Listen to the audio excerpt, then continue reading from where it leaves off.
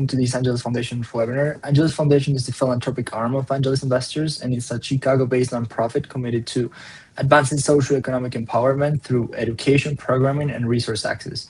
The foundation supports prospective investors, community members, and startup founders.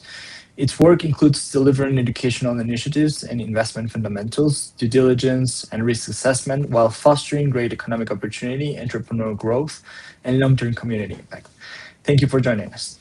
Today's webinar is inspired by Auténtico, a book that was written by the speakers in here, Andres and Robert. This is an special and important conversation because the book challenges us to think beyond career success alone and to reflect on what it means to lead authentically, navigate bias, and build more inclusive organizations. So I'm honored to be joined, and we're honored to be joined with Andrés Tapia, president and founder of Andrés Tapia Strategy Group, and Dr. Robert Rodriguez, founder and president of DRR Advisors, both Angeles Investors members. My name is Joshua Cardenas, director of growth at Angeles Investors, and I will be moderating today's discussion. So Robert, Andrés, welcome to this webinar. Thank you, excited to be here. Yeah, great to be here. Perfect. Before we jump into the discussion of the book, I would love to hear a little bit about your background. Why don't we do like a round of 1 minute each, 2 minutes each, introducing yourselves? Yeah, Andrés, go ahead. Yeah, I grew up in Lima, Peru, but my asterisk is that I was born in Chicago, and by fate, I ended up back in Chicago. My dad Peruvian, my mom American. They married, they had me, and I was 9 months old, took a cargo ship from San Francisco all the way to Lima, and that's where I grew up, So I get back to the US for college. My parents still back home, so it wasn't an immigrant story. It was just coming back for school, and my plan was to go back to Lima after graduation, pero, disruption happened in my country, and I couldn't get back easily, so I'm still trying to get back many years later. Yeah. My career really quickly, I'm a journalist by background, so I brought my writing into my corporate work and ended up at Anderson Consulting, CSC, Hewitt Associates. I was president of Diversity Best Practices, which now is Saramount, and was 12 years at Korn Ferry, and I recently left them after a great run there to start Andrés Tapia Strategy Group, LLC. And it's a consultancy based on managing disruption and the leadership team and workforce issues to help them align to whatever change the organization has to make. And along the way, I've dedicated myself as a chief diversity officer, as a diversity consultant, and as an ongoing thought leader. And my paths with Robert have intersected as friends, as collaborators, and now as co-authors. So I'm really excited to be here once again with Robert to talk about our joint work. Yeah, and it's a pleasure always to share the stage with you on this. Robert Rodriguez, proud Mexican-American. Parents are originally from Matamoros in Mexico. They immigrated to the U.S., settled in Texas, which is where I was born, so it's like Tejano. But I grew up in the Midwest. I grew up in Minnesota, and that's part of, that upbringing is part of the reason I've dedicated a lot of my work to understand the issue of Latino identity in the workplace. I would say I'm a scholar practitioner. I too worked in corporate America, some big companies, 3M, British Petroleum, the Washington Post, Target stores, always in HR and learning and development roles. I've had my own consulting firm for about a dozen years. I tend to focus on two big areas. One is employee resource groups. I do a lot with ERGs, as they're often called, sometimes called business resource groups. That's a big part of my work. I've written one book in that area. And then the other part, which is part of the reason I've collaborated with Andrés, is just talking about Latino leadership in the workplace. I've helped companies a lot with their Latino initiatives, looking to accelerate the upward mobility and promotional velocity of their Latinx talent. I still teach an occasional executive ed course, either at Stanford University in Palo Alto or occasionally here at Harvard University in Cambridge. So super excited, proud to be an Angeles investor, and proud to be with all of you today. Awesome, a great interest. Let's kick it off. So to begin, I want to start with the foundation of the book, because one of the most distinctive things about Auténtico is that it defines authenticity, right? The name Auténtico, authenticity. So as something deeper than performance. Andrés, opening, you do a metaphor about flamenco, you frame beautifully. You describe learning flamenco not through technique first, but through feeling, right? And then you suggest that culturally identity works the same way. And you mentioned something, lo siento, lo hago, which means I feel it, I do it, right? And it feels like this spiritual foundation of the book. So, Andres, I'm curious, when you think about authentic leadership today, what does it really mean? And to lead from that deeper feeling of identity rather than just performing culture at the surface level. Yeah. Well, just a clarification. It's my daughter that I wrote about, not about me. Uh, and and what I learned is, leaders, and let's talk Latino leaders. It's we have to learn how to do the core work before we can invent, innovate, and become that elevated, disruptive and breakthrough leader. And so when Robert and I did this research, we really wanted to talk about Latino leadership, not just leadership generic. So we wanted to go to the core of that. So what does it mean to be a Latino leader? And you started with Latino. What does it mean to be Latino and Latina or Latinx?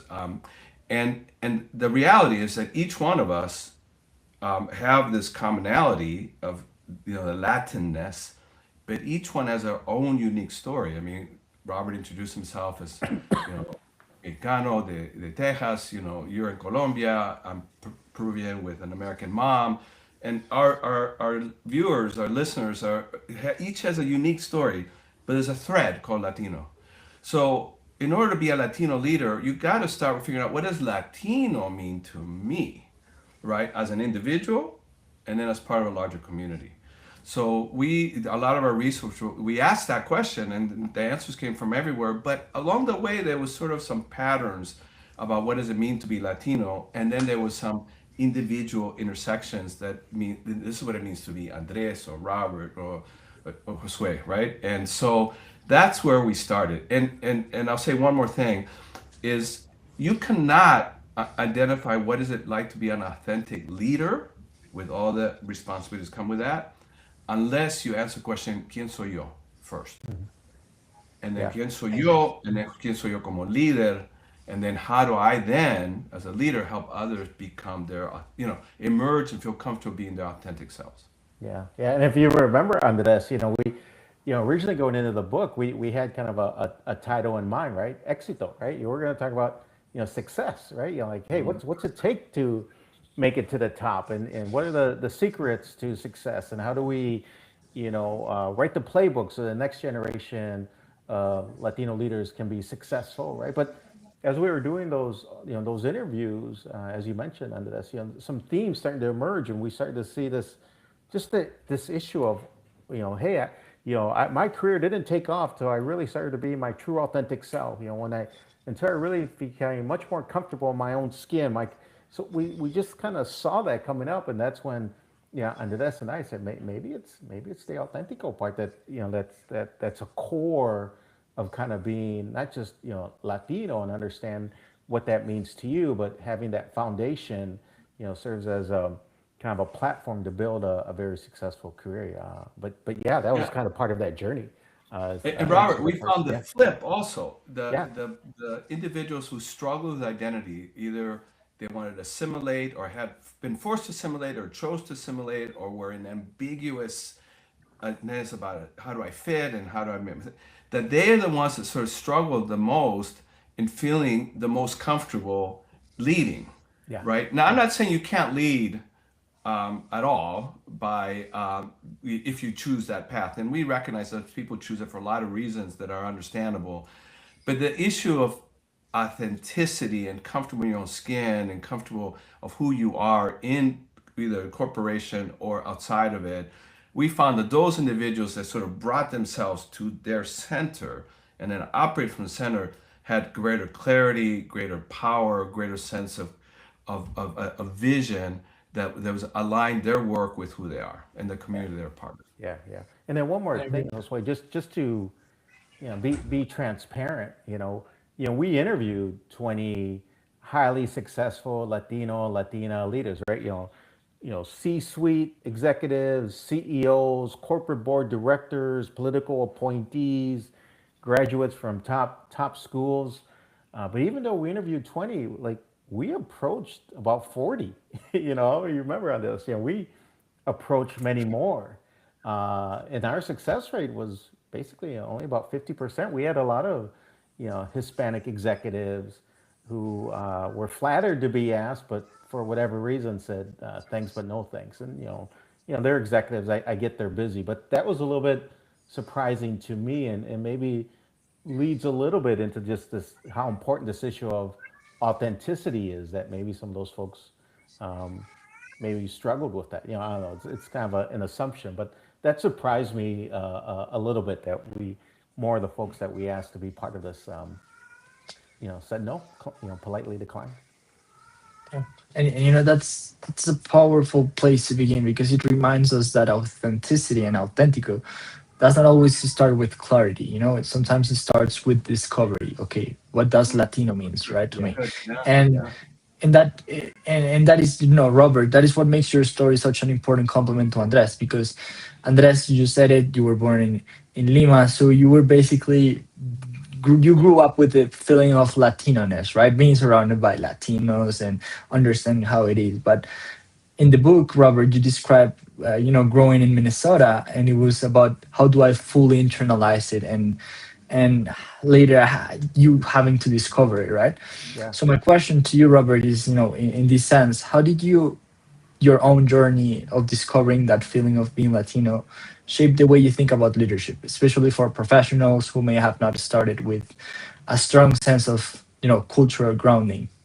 Yeah, for me, growing up in Minnesota, which is a great place to live, great place to raise a family, but back in the 70s and 80s, during my formative years, there was just not a very large Hispanic Latino community in the Minneapolis, St. Paul area. So, my parents, who were well intentioned, were saying, "Oye, mijo, no hablas español. Just fit in, just assimilate. Go play hockey with the Anglo kids, right? We don't want you to have an accent. We don't want you to be made fun of. We don't want you to be picked on, right?" So I'm like, oh, okay, right? It was a different time back then, right?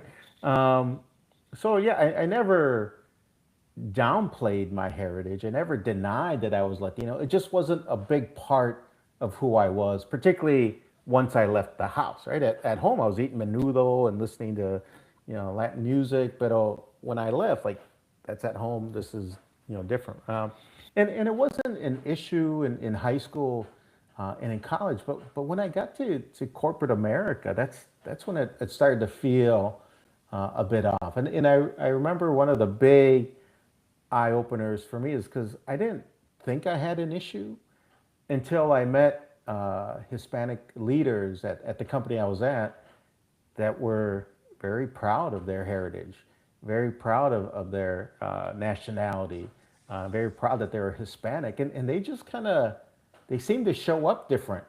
They had this sort of gravitas and this sort of sense of self that hey, this is who I am, and if you don't like it, that's on you, right? I'm not going to change who I am. And when I saw people like that, I'm like, I want to be like that, because I wasn't at that point, right?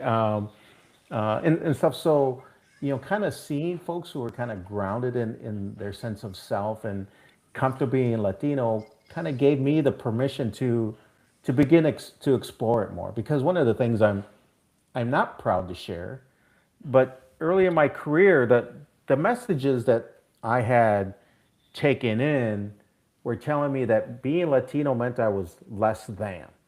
That's just was the messages that I was receiving. Right?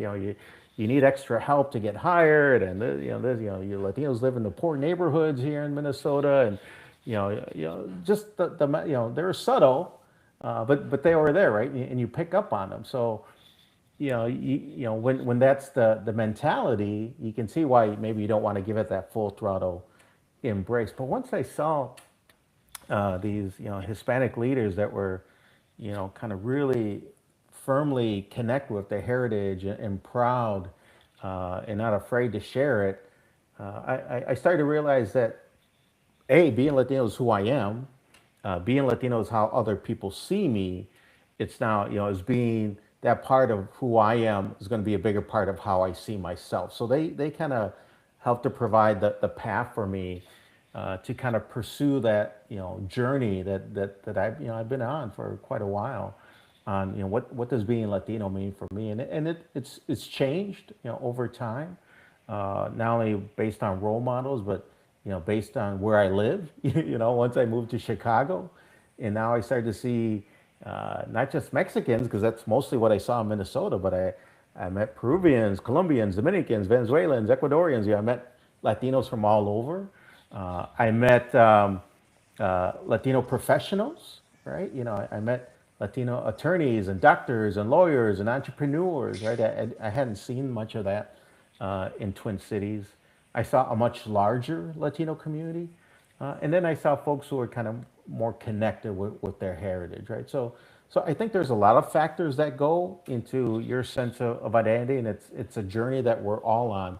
But yeah, very different than Andres's.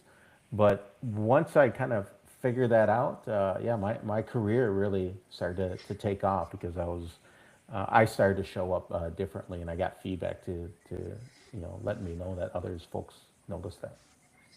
Yeah, and I find it very interesting because you said the foundation of what the book is about, and first you start with the identity, right?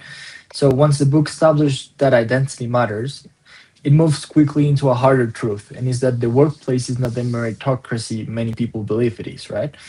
And many people believe it is the idea of the 4% shame, and you guys mentioned something that is the 4% shame, and it's especially striking because it challenges the myth of the talent alone explains who gets to the top, right?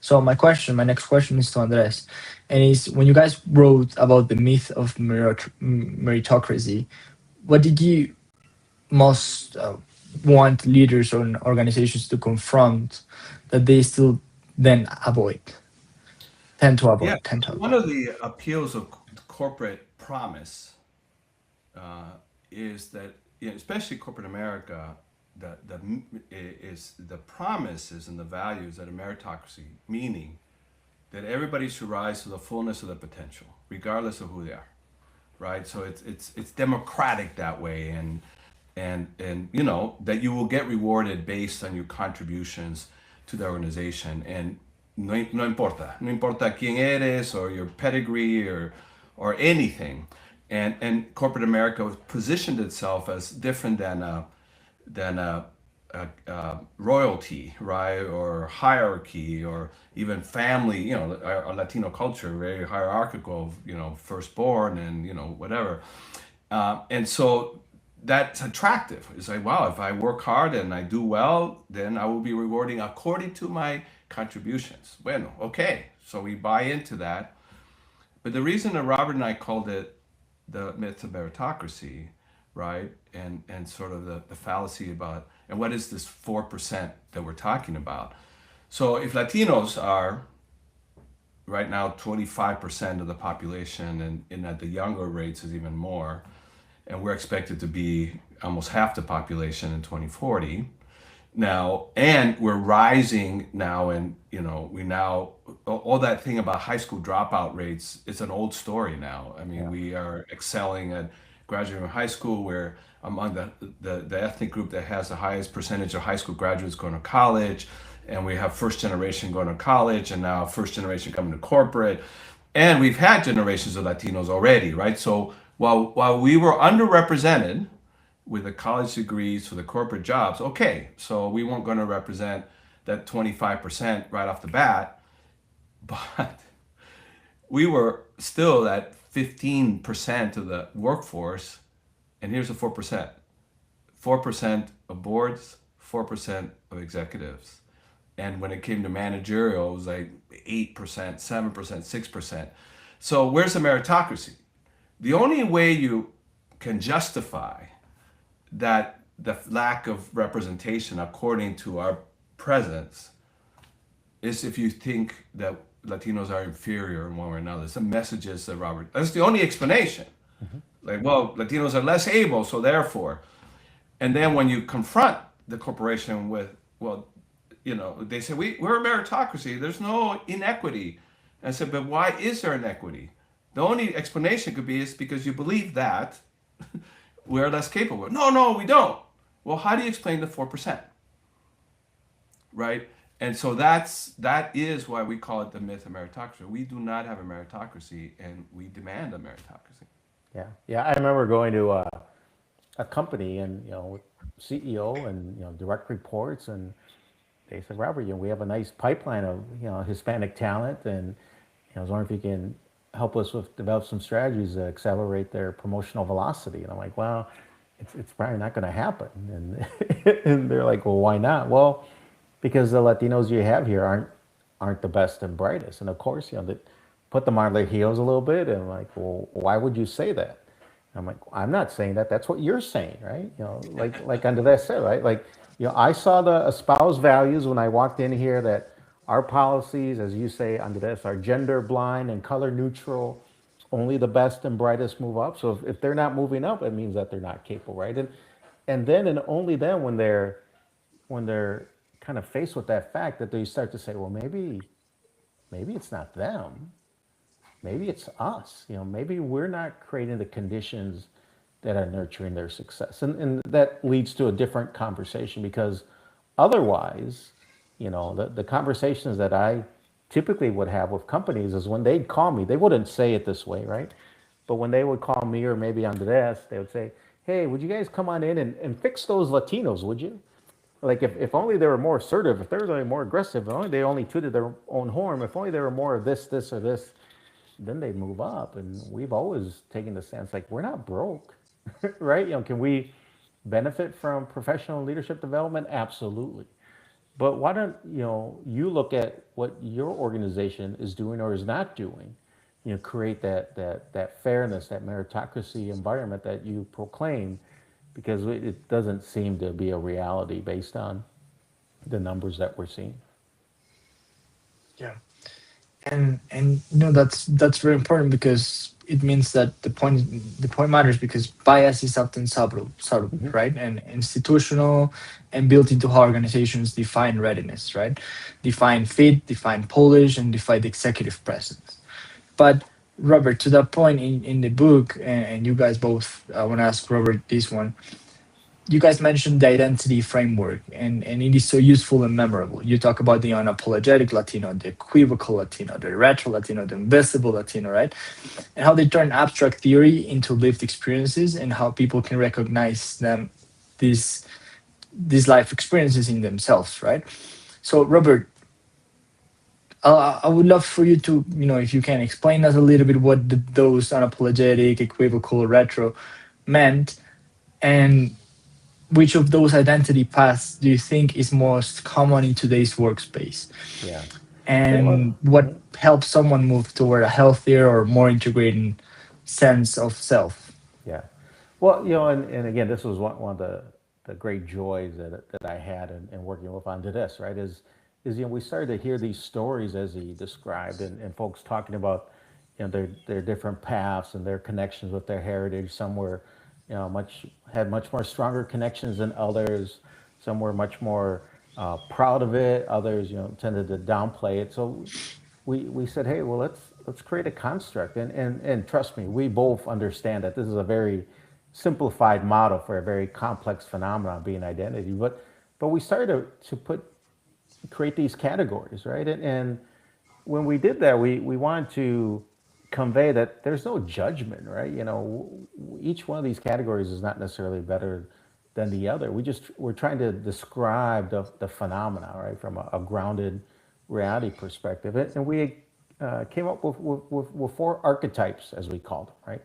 So not stereotypes, but archetypes. That and says, hey, if we run into a Latino or Latina, particularly in corporate America, they're going to fall into one of these four buckets, right? So the first bucket is what we call the invisible, Latino or Latina, and by that it's someone who again doesn't necessarily deny their heritage. They just don't express it, at least at work, to a great extent. They tend to downplay it.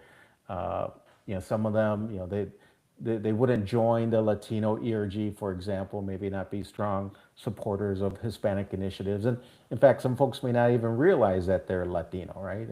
Because from a racial perspective, they don't quote unquote look Hispanic, right? So we identify that there's some folks in our community that kind of fit that bucket. And again, I don't judge them like, hey, go with God.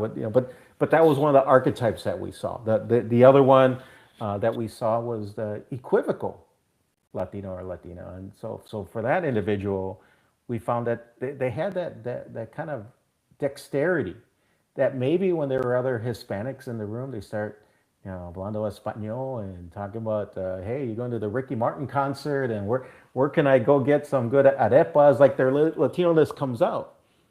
But with other individuals or in other crowds, that part gets muted a little bit. And some folks may not even know that they're Hispanic, right? So, whereas the invisible Latino kind of always has a kind of that muted, kind of outward kind of connection with their heritage, the equivocal Latino kind of has that dexterity, right? Can kind of come and go to it. The archetype that I probably connected the most with, and Andres helped me to coin this one was he was instrumental in coining this one was what we called the retro Latino, and that was very much connected because of me. I saw myself in that definition. The retro Hispanic is someone who, for whatever reason, either early in their career, early in their life, didn't have that strong connection with their Hispanic heritage. But usually there's a trigger, some sort of life event that, like a switch gets flipped, and you're like, you know what, I want to brush up on my Espanol. I want to, learn more about Latin American history. I want to, practice my salsa, and so they want to kind of reconnect with their heritage. So we decided to call that the retro Latino. Like, hey, I want to get back to, that part of who I am because I've maybe have denied it for a while. And then the fourth archetype that we ran into was the unapologetic Latino or Latina. For me, that's Andres, 100%, just proud of his heritage, wears it on his sleeve, celebrates his Latinidad, and not only that, wants others to celebrate with him, right? And he's always like that, and he never, turns it off. And they just see their Hispanic heritage as an asset and a source of strength. So those were the four archetypes we, came across. So it helped us to understand maybe a little bit why, not everyone shows up the same, and to do so in a manner that is not judgmental. We're just trying to identify this phenomena of identity. And at different points in your life, we could be in a different one. Sometimes we're a combination of two. I've heard some people say, well, at work I'm this, but I'm home at that. And it's not necessarily a spectrum. You don't start invisible and work your way to unapologetic. It's possible, but that's not always necessarily the path. So that was a lot of fun trying to put that framework together. And most folks, it seems to resonate. I've met some who think it's way oversimplified. But yeah, I don't know if you remember those discussions on this. Even just trying to come up with the terms for the different archetypes that we saw. Yeah, and what we found is, when Robert and I have presented together, we have an exercise where, it could be a room of 500 people, and we explain the archetypes, and then we say, okay, we're just going to call out each one of these archetypes, and you just raise your hand if you can relate to it. And you can raise your hand more than once, to Robert's point that it's somewhat fluid depending. And sure enough, you do that in a room of 500 or a room of 25, and people show up in all four. They just really do. Now, we always joke that, well, the invisible ones probably are not going to raise their hand because they're invisible after all. Yeah, or they might not even be at the event, right? Yeah, they might not even be at the event, right? But often after the session, some people would say, well, I'm one of those invisible ones, that is kind of trying to become more visible. So we found it to be exceptionally helpful, even in its simplicity. It really resonated that because Latino identity is, you can talk about being born with it, the DNA part, but because we are not a racial group, right? We are, indigenous, African, Asian, right? And white, and we are an amalgam, la raza cósmica, right? That Carlos Fuentes talked about. And so we can't just say, like, someone who is African American or Afro Caribbean, there's a racial dimension to it, that's what you are, right? But for us, we actually have fluidity in determining more from our here what we are, and where skin color might indicate something, but not the whole story.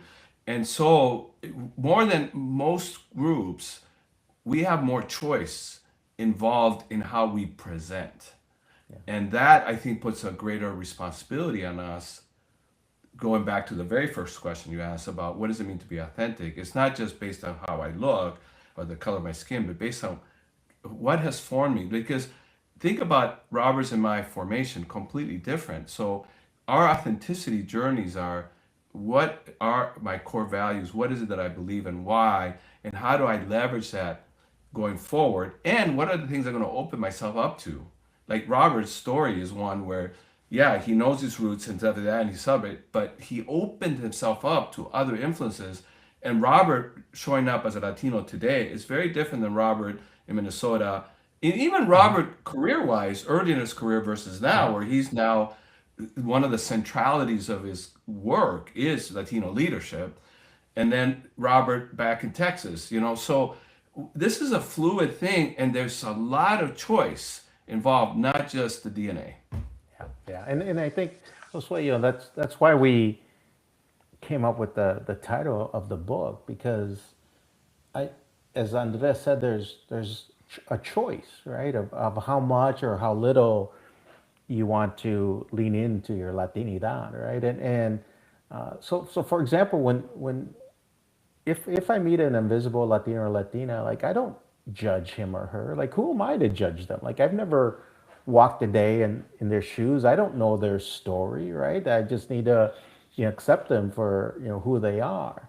But and this came out in some of the folks that we spoke to in the book, is that in some cases these individuals were letting somebody else determine their identity. That they were saying, "Hey, I wish I could be more Latino at work, but I'm getting the messages that that's not a good thing.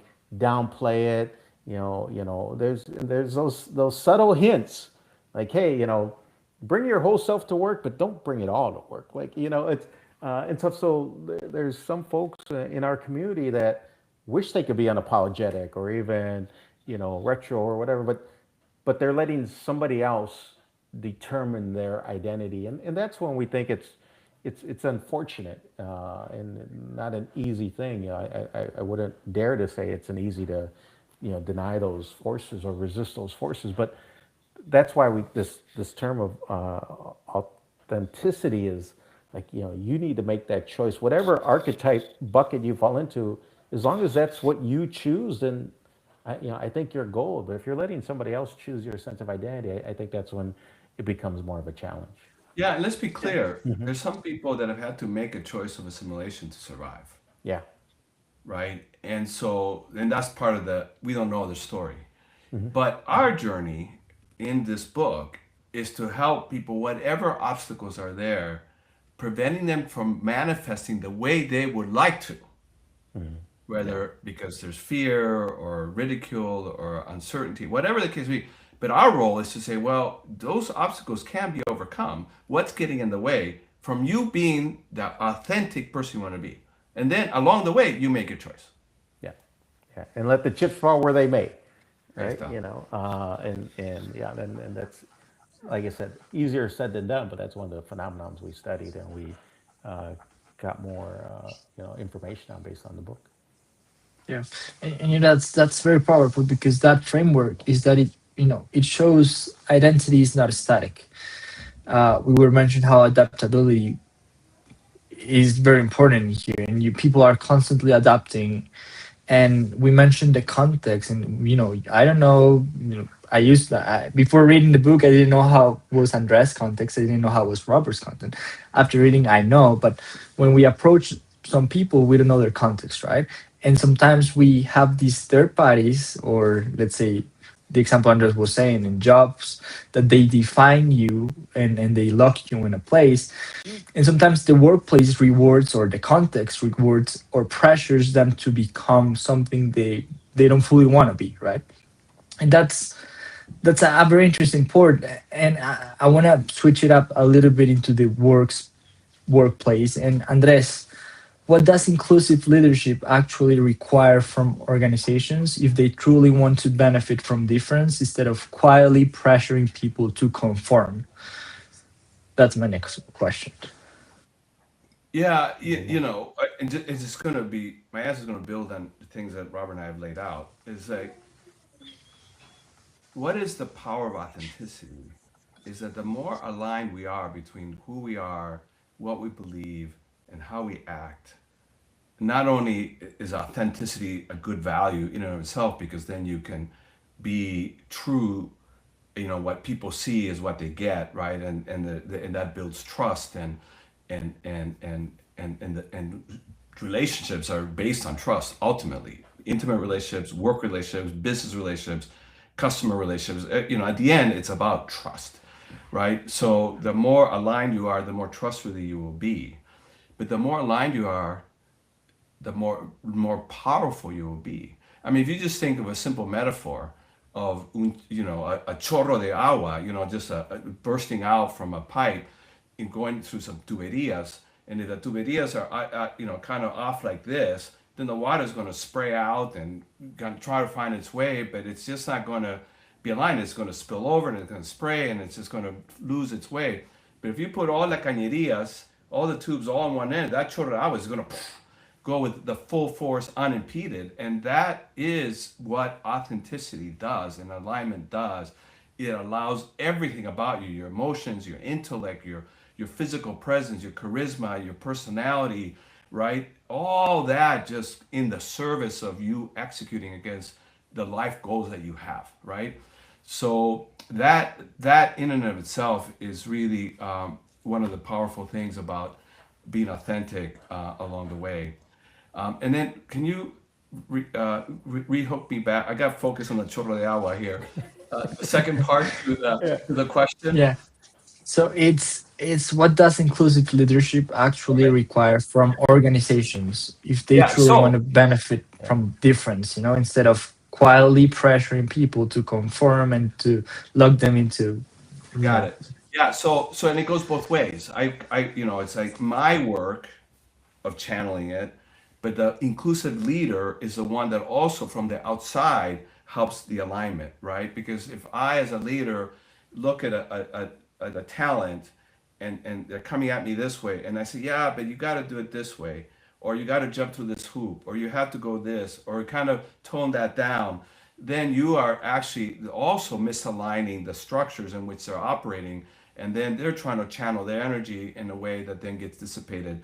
And so an inclusive leader thinks structurally about the culture environment that we're talking about internal cohesion. That's what Robert and I have talked about, Mhm. internal cohesion. But corporations are responsible for the external cohesion. So people can show up and feel that they don't have to compromise who they are. And one of the uh, kind of ironic things about my work in inclusive leadership, which we did thousands of leaders when I was at Conferri, is the major. I did it to create more inclusive environments, but the majority were executives because they're the ones that I worked with at the C-suite. That was 85, 90% of my job was with executives, and they're mostly white males. So the work I did with them, in order to help them be inclusive leaders with Latinos and other demographic groups, is I helped them become more authentic as white males. So I had the identity conversation with them because if they're walking around saying, "Yeah, we want Latinos and others to be more their true selves at work," and I say, "Yeah, but you just told me your personal history. You grew up in Appalachia. You were on food stamps. You benefited from affirmative action for people from Appalachia. You're first generation going to college, first generation going to corporate in your family. Does your workforce know this story?" And this, no, I keep those two separate. I say, well, help me understand. You're saying you want all these other groups and all these workforce, and this person was committed, okay, to diversity and inclusion. You want them to bring their whole self to work, but you're not doing it yourself. if you're not in alignment and you're not cohesive and coherent, then how are you going to lead the organization this way? And it was a breakthrough for him. And he started to share his story. Not my story is like your story, no, but this is my story. This is my journey. What is your journey? And that's what inclusive leaders do. Yeah, yeah, Yes. and it's so true. Just yeah, I guess I know we don't have much time left, but yeah, I've shared a story and several people, but there's this group that was popular in the early '90s here in the United States, a little bit globally called Milli Vanilli, right? Kind of two, black men, handsome, really cool songs. Blame It on the Rain, Girl, You Know It's True. They had these, cool videos. But the reason I bring them up is relatively, kind of my mid-career in corporate, we did one of those 360 reviews where, hey, we're going to get feedback from your boss, your peers, and the people who report to you. And long story short, I had someone say in their 360 review of me that basically said, Robert reminds me of Milli Vanilli. And it wasn't a compliment, right? Because when they pressed, they're like, well, what do you mean? It's like, well, he just comes across as fake, as kind of phony. And when they pressed even more, it was a little bit what we talked about earlier. He knew I was Latino, but I wasn't celebrating, I wasn't connecting with it, and he could just pick up on that tension that I had inside. It says, well, if he's not being honest about who he is, what else is he not being honest about, right? So that, as Andres says, that sense of trust.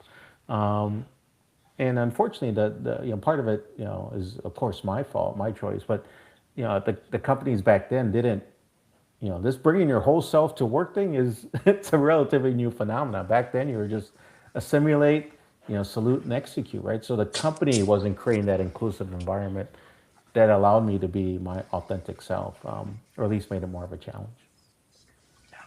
And tying together two things that we've mentioned, Robert, earlier you mentioned that Latinos right now are the ones that are sending more people to graduate in a yearly basis.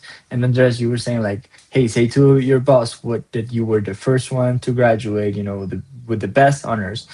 And I just found that one of Latinos' greatest values is that on a year over year basis, they're growing 2.8 times in terms of bachelor's and graduate degrees compared to other ethnic groups in the US. So that tells you that, corroborates the value in that sense. And Yeah. and that's what you talk like in the second chapter of the book, and it's about education, right? So we've defined authenticity, how authenticity is very important, and gotta find yourself and have your identity. But alone it is not enough. You also have to focus on education preparation and the structural obstacles that Latino professionals face long before they ever reach the senior executive levels, right?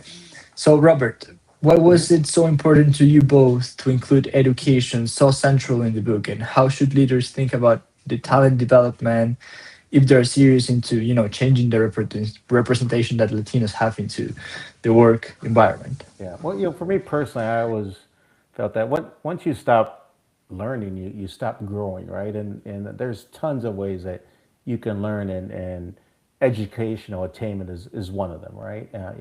For me, one of the reasons that I went as far as you can go with a PhD, right? And I suppose I can go get other degrees, but part of the reason I did is because I lacked role models. I didn't have Latino or Latina professors in graduate school and undergrad, right? So part of me wanted to change that, but it does, whether it's education in the academic sense or education professional, even kind of personally, it allows you to see things in a different way, right? I often describe the experience of watching the movie The Wizard of Oz, right? If you think about that movie, the first part of the movie is in black and white. Dorothy's in Kansas with Toto, and then the tornado comes and she gets dropped into Oz, and there's that scene where she opens the door and the movie goes from black and white into color, right? For me, not just connecting with my Hispanic heritage, but education helped me see life in more color, right? You're just able to pick up on things that others may not. You just become more of a global citizen, I think, the more educated you are. And for me, not only was it that academic part, but Andres knows this. I'm married to a proud, unapologetic, Venezolana, who was born and raised in Caracas, and she has helped me from an educational perspective to learn more about Latin American history, right?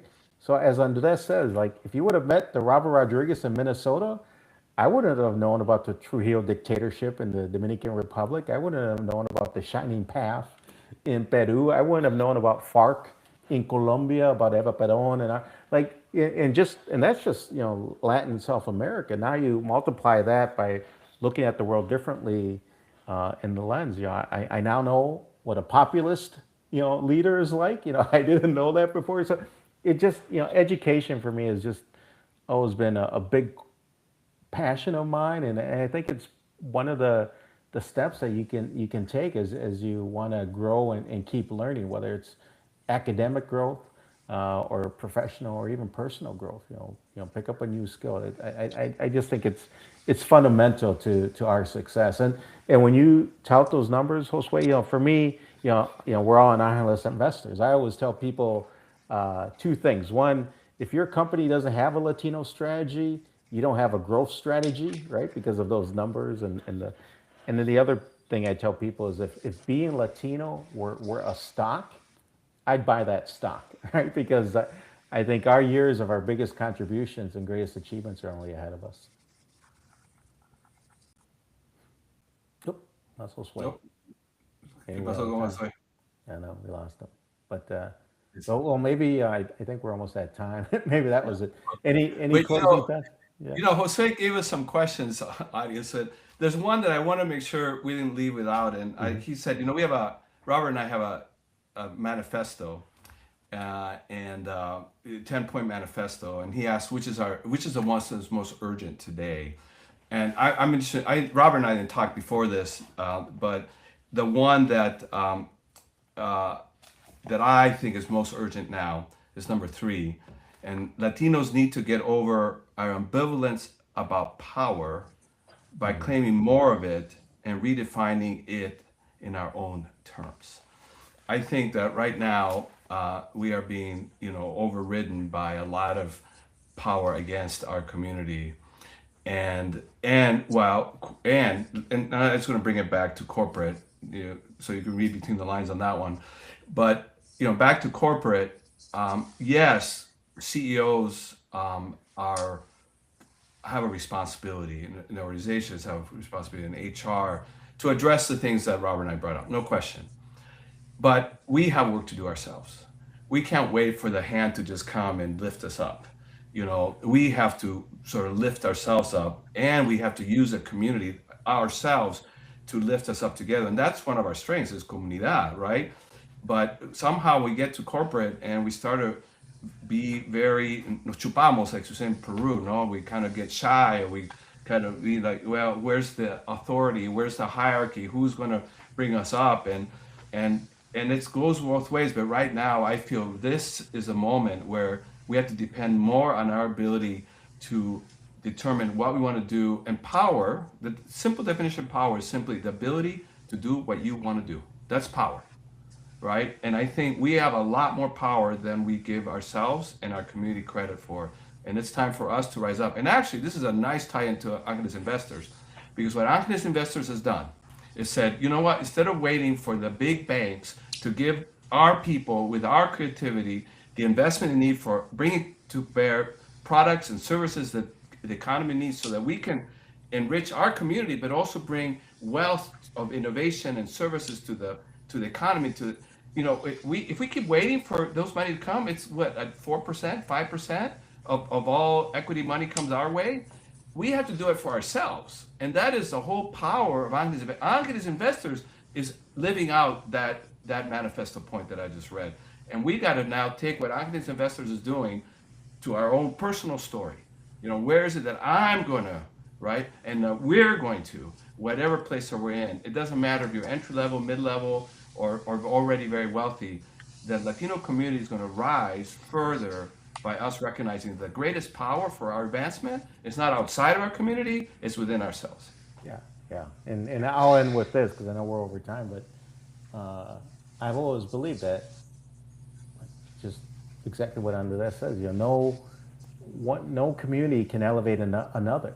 Elevation must come from within, right? So but that requires power and influence, and we have to understand our relationship with power, learn the rules of the game on how we get more power, and then once we have it, we gotta learn how to wield it and wield it effectively.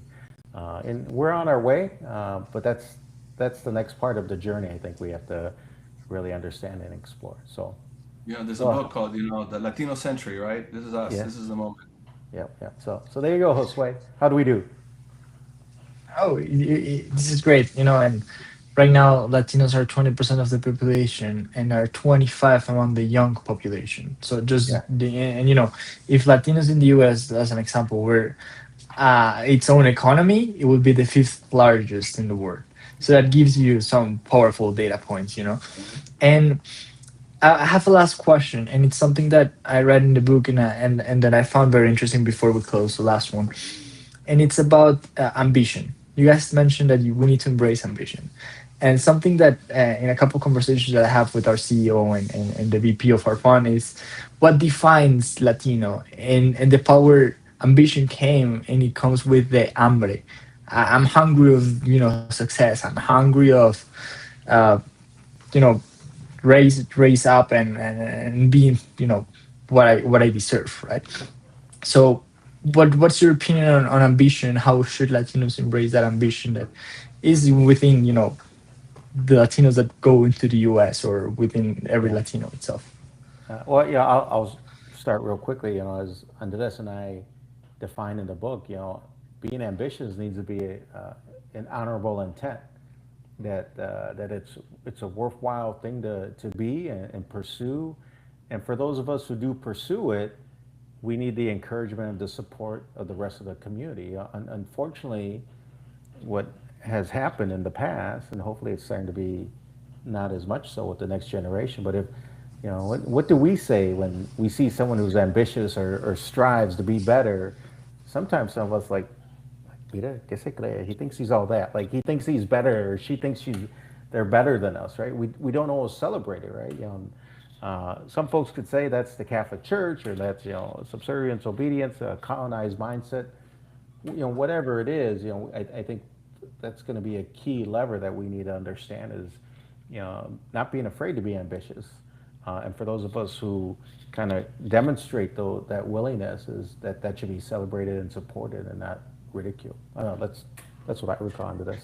Yeah, and I want to take advantage of something else that to answer your question, but from a Latina angle, because Robert and I also did some Latina focus groups with ASE, the Hispanic Alliance for Career Enhancement.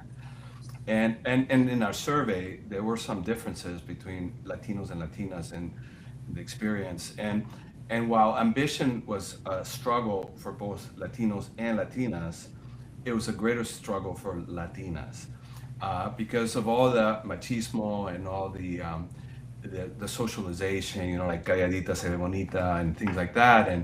And so when women, have the education and they go into the first corporate job, they get all these messages, not only from the corporation, which we talked about, but from the family or from their significant others, or the expectation that, bueno, that career thing that you have, that's second place, right? Or it would be assumed that you're the one that's going to give it up if there's a push comes to shove kind of thing.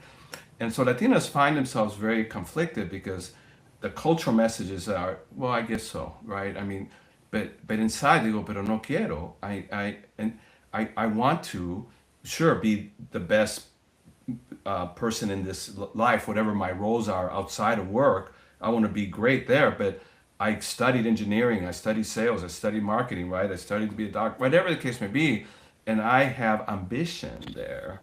And what is ambition? Ambition is to fulfill your purpose, and your purpose can be in the roles that you have in your intimate lives, but it's also ambition in how you take your gifts forward. And one thing that if I had a big wish in addition to the power one is that we as a community, in particular we as Latinos, that we really once and for all break the back of machismo, because it's not fair to the women in our lives, It's not fair to our community because we're restraining an economic power and a source of great innovation and creativity. ¿Y para qué? You know, and the women and Latinas in our lives are so significant, and we benefit from all that they bring, and yet somehow we haven't found a way to break the things that are keeping them from fulfilling their own personal power for their own sake, in the same way that any one of us wants to do to reach the fullness of our potential. So I think that that's a challenge for our community, and I think it's time we break the back of that. Yeah, well said. Perfect. No, and some key takeaways before we drop, and is authenticity is the foundation of inclusive leadership.